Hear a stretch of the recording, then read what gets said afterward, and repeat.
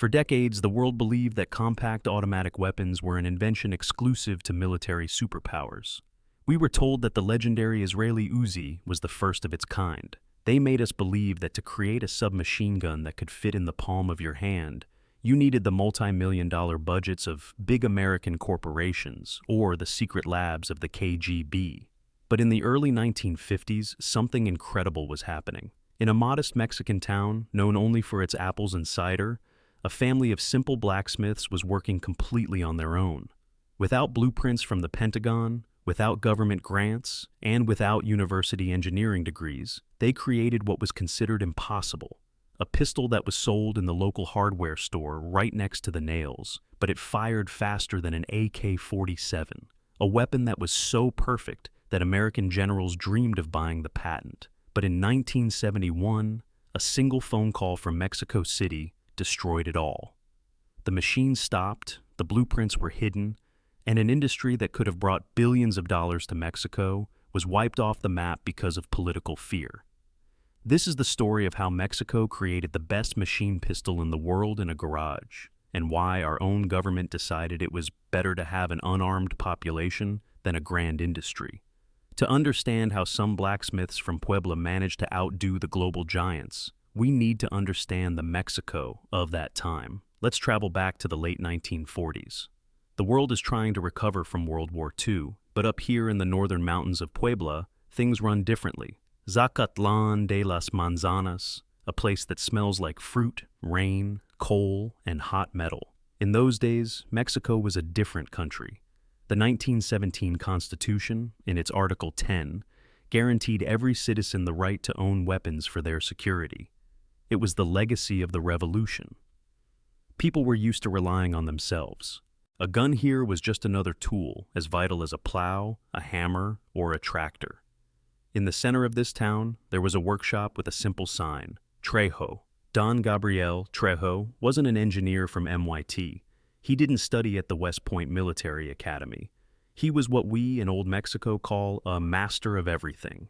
In that workshop, they repaired anything from coffee grinders to bicycles, from door locks to the first cars that managed to climb up to the mountains.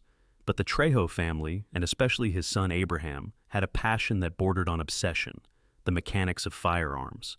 Abraham saw what was happening in the market. Mexico was flooded with American Colt 1911 pistols, heavy, reliable, but slow. He saw Thompson submachine guns in the movies, the ones used by gangsters, powerful but huge, heavy, and unaffordable for an average Mexican. And then he asked himself a question that seemed like madness to trained engineers. What if we take the firepower of a submachine gun and cram it into the size of a normal pistol that you can carry in your pocket? Any expert from that era would have told him, that's impossible. They would have said, the bolt on a pistol is too light. The rate of fire would be so high that the mechanism would jam, the casing would explode in the shooter's face, and the recoil would be uncontrollable. But Abraham Trejo didn't have a fancy degree on the wall telling him it was impossible. He just had an old lathe, a pile of scrap metal, and pure Mexican ingenuity.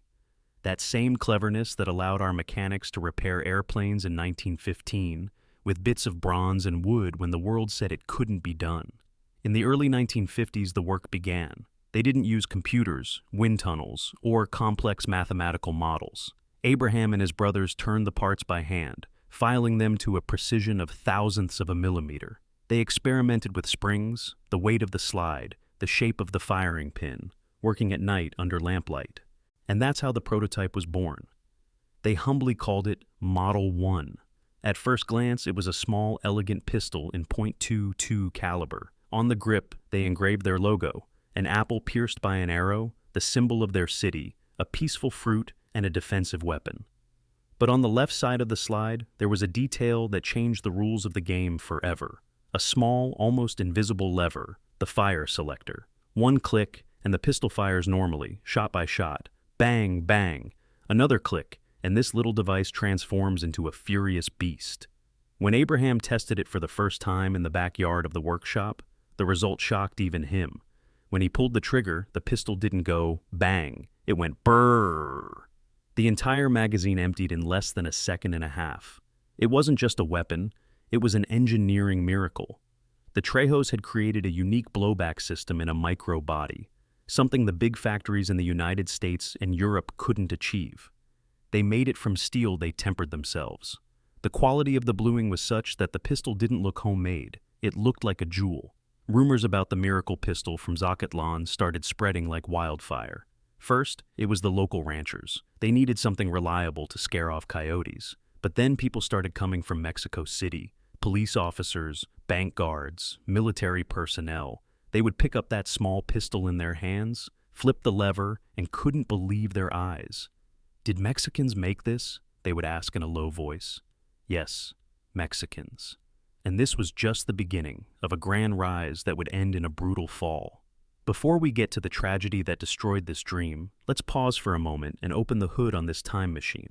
To understand why, even today, 70 years later, American weapons experts scratch their heads when they see the Trejo schematics, we need to look at their masterpiece, the Trejo Model 2 Special. It wasn't just a pistol, it was a challenge to the laws of physics. A 152mm barrel, weight just about 800 grams. It felt perfect in the hand, balanced. But when you inserted the magazine, the magic started. The standard magazine held 11 rounds, but the Trejo family, knowing the appetite of their beast, created an extended magazine with 40 cartridges. 40 bullets in a pistol. That's more capacity than a standard AK-47 magazine. It's more than the M16 rifles of that era. You could carry the firepower of an entire squad on your belt. But the secret wasn't in the number of bullets. It was in the speed. Official tests by the Army produced insane numbers, 1,000 to 1,200 rounds per minute. Let me give you some context so you understand how fast that is. The legendary Tommy gun, the submachine gun of Chicago gangsters, fired about 700 rounds per minute. The German MP-40, the nightmare of World War II, was around 500. This pistol from a Mexican blacksmith fired 2 or even 3 times faster than the best weapons from the world powers. That meant when you pulled the trigger, you didn't hear individual shots. Bang, bang, bang. No, you heard a single, solid sound, like someone ripping a giant canvas. Purr. In a second and a half, the magazine was empty. A cloud of smoke hung in the air, and there was a fist-sized hole in the target. Of course, skeptics will say, but it's .22 caliber. It's a small bullet for shooting rats, not for war. And that's where they make a fatal mistake. Yes, a single .22 bullet might not stop an attacker full of adrenaline, but imagine the physics of it. 15 or 20 bullets that's hitting the same spot on the chest in a fraction of a second. That's not a needle prick. It's a kinetic hammer blow. It's hydrodynamic shock that shreds tissues. No one could stay on their feet after getting a greeting from the Model 2. It was the perfect weapon for close-quarters combat, for bodyguards, for home defense, and the Army understood that. In the mid-1960s, while the United States was racking its brains, looking for compact weapons for the Vietnam jungle, Mexican generals turned their eyes to Puebla. They needed a personal weapon for officers and special forces, something light but lethal. Brutal field tests were done. They threw the Trejo pistols in the dust, sank them in mud, left them in the rain. They jammed sometimes, yes, like any automatic weapon. But the mechanism was so brilliantly simple that a soldier could disassemble it, clean it, and reassemble it in a minute using just a nail. The factory in Zacatlán went to 24-hour operations, 3 shifts. The machines didn't cool down. They produced hundreds of units a month. On the slide of each pistol, it proudly read, Armas Trejo, S.A., Zacatlán, Puebla, Mexico. And right below, that logo that became an icon, the apple pierced by an arrow. Do you feel the symbolism? Prosperity and defense, peaceful work that's ready to show its teeth. That was the peak of the Mexican dream. The Trejo family didn't buy yachts or mansions in Acapulco. They were old-school people, honest industrialists. Every peso of profit went back into the factory. They bought precision German lathes. They opened a school to train young peasants in the art of fine mechanics. Zacatlán became the little arms capital of Latin America. And Abraham Trejo didn't stop there. They created the Model 2 TM. It was the same pistol, but with a long barrel and a detachable wooden stock. Does that sound familiar?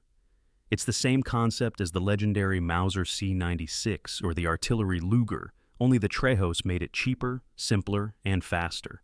With the stock attached, the accuracy of automatic fire multiplied. At 50 or 70 meters, an expert shooter could put the entire burst into a human silhouette. It wasn't just a pistol anymore. It was an assault carbine you could carry on your belt. Now, let's fire up our imagination for a second. Imagine an alternate reality.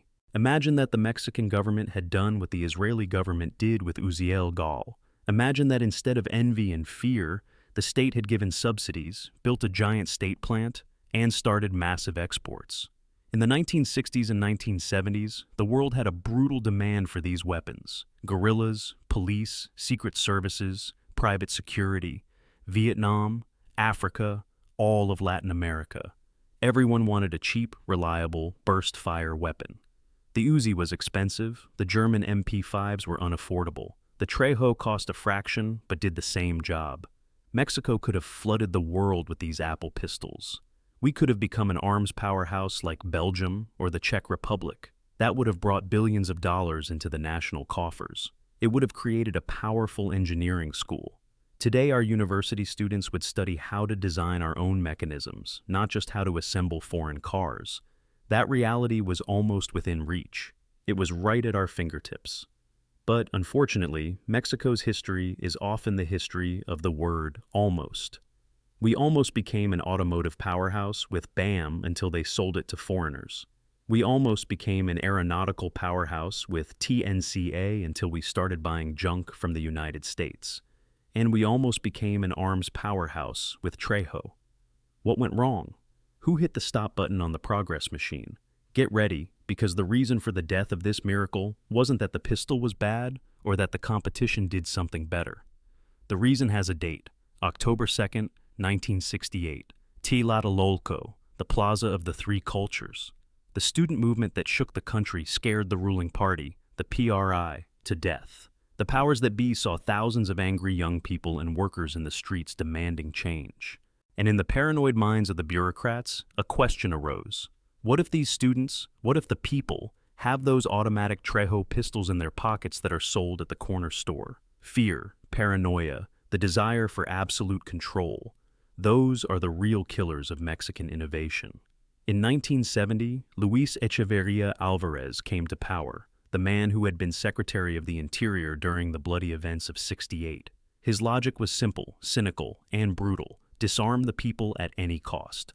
It didn't matter that the Trejo family were patriots who paid taxes. It didn't matter that their factory was the pride of the state. It didn't matter that it was unique technology. Only one thing mattered. Citizens must not have teeth. But before I tell you the end of this drama, answer me honestly in the comments. Do you think an honest citizen has the right to own such an effective weapon to protect their family? Or do you think the state did the right thing by banning these toys for social peace? It's a tough question. Write what you think. And so came 1971, the year the music of the lathes in Zacatlán went silent forever. Imagine that day, a sunny, normal morning in Puebla. The workers arrive for their shift, joke around, drink coffee. It smells like oil and metal shavings. In Abraham Trejo's office, the phone rings. It's a call from Mexico City, from the Secretariat of National Defense, SEDENA. The voice on the other end doesn't yell. It speaks in that dry, official, bureaucratic tone that's more terrifying than any shout. Mr. Trejo, as of today, the new regulations take effect. The manufacture of automatic weapons for the civilian market is prohibited. Your factory must immediately stop production of the burst-fire models. All inventory must be turned in. Just like that. No discussions, no vote, no compensation. With a single phone call, the work of a lifetime, the dream of a generation, was crossed out. In 1971, the new federal law on firearms and explosives came into force. It banned civilians from calibers larger than .380. It totally and absolutely prohibited automatic fire. It turned thousands of legal Trejo owners into potential criminals overnight. The factory received the order, destroy the specialized machinery. Those unique tools, those molds that Abraham had perfected over years, had to go to the scrap heap. It wasn't just an order to close a business, it was an order to murder the memory. Mexican genius had lost again to Mexican bureaucracy. What does an inventor do when they're forbidden to invent? What does an artist do when their brushes are taken away? Abraham Trejo and his family faced the hardest decision of their lives. They could have shut everything down and gone to the United States, where their talent would have been worth millions. They could have gone underground, making illegal weapons to sell to those who don't ask for permission. That would have been the easy path, the path to quick money. But the Trejos were made of different stuff. They were honest people. And that's perhaps the saddest part of this story. They obeyed the law that was destroying them. That morning in 1971, they themselves stopped the production lines of the legendary burst-fire Model 2. They collected the finished bolts, those steel pieces that were masterpieces of mechanics, and sent them to the foundry to be melted down. They hid the blueprints for the automatic mechanism in the deepest drawer of the desk. The Armas Trejo factory tried to survive in the new reality. They switched production. They started making only semi-automatic versions in .22 and .380 caliber. They were good pistols, solid, reliable, but they were ordinary. The magic had disappeared. The spark was gone. Without their unique feature, automatic fire and pocket size, they became just another manufacturer. Competing against global giants like Colt, Browning, or Star, with their hands tied by the law, became impossible. The market shrank. Bureaucracy suffocated. To buy a legal pistol in Mexico after 1971, a citizen had to go through a hell of paperwork. Sales plummeted. Soon, making weapons stopped being profitable. The machines designed for war precision stood idle, and the Trejo family did what Mexicans do best: adapt to survive. Remember how they started? Bicycles, locks, repairs? In the 1970s and 1980s, the factory that could have armed the Mexican army with the best submachine guns in the world began making food processing machinery: apple presses, tortilla machines, tractor parts. Yes, it's dignified work, honest work, but it's a national-scale tragedy. Imagine if Enzo Ferrari had been forced to stop making race cars and go back to building tractors. Engineers who calculated complex ballistics now calculated how to squeeze an apple better for juice. Zacatlán remained the city of apples. The pistols started to be forgotten. The old masters died, taking their secrets with them. The young engineers left for the capital or the north. The Trejo pistols became an urban myth. Hey, my grandfather says they made pocket submachine guns here. Are you crazy? That's just stories. But the pistols were still out there. Steel doesn't rot as fast as memory. They stayed tucked away in the wardrobes of old generals, gathering dust in ranch safes. And of course, many ended up on the black market. Here's the cruelest irony of fate. The 1971 law, designed to disarm criminals, ensured that these unique weapons ended up accessible only to criminals or millionaire collectors. Today, in 2024, an original burst-fire Trejo Model 1 is the holy grail for weapons historians. In the United States, where laws ironically allow collectors to own these gems with special licenses, thousands of dollars are paid for a single example. World-class experts, like those on the Forgotten Weapons channel, pick them up with reverence, disassemble them on camera, and say, "Look at this. Look at what simple genius. Why did Mexico stop making this?" The answer is simple and bitter. Because we killed that industry ourselves. But wait, this story has an epilogue. After almost 40 years of silence, Abraham Trejo's grandchildren decided to try again.